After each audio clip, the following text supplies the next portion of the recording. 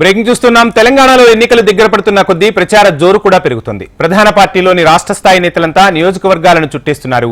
అభ్యర్థుల తరపున ప్రచారాల్లో పాల్గొంటూ రోడ్ షోలు, బహిరంగ సభలతో ప్రచారాన్ని హోరెత్తిస్తున్నారు.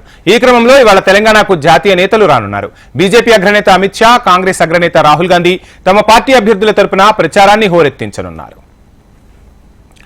ఇవాళ తెలంగాణకు రానున్న అమిత్ షా కాగజ్ నగర్, నిజామాబాద్, హైదరాబాద్లలో పర్యటిస్తారు. 3 చోట్ల జరిగే బహిరంగ సభల్లో పాల్గొని ప్రసంగిస్తారు. మధ్యాహ్నం ఆంధ్రప్రదేశ్లోని సత్యసాయి జిల్లా నుంచి బయలుదేరనున్న అమిత్ షా కొమరంభీం జిల్లా కాగజ్ నగర్ కు వెళ్తారు.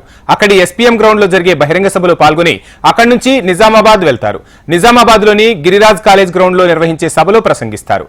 సాయంత్రం నిజామాబాద్ నుంచి హైదరాబాద్ కు చేరుకుని సికింద్రాబాద్ పరేడ్ గ్రౌండ్స్ బహిరంగ సభలో పాల్గొంటారు.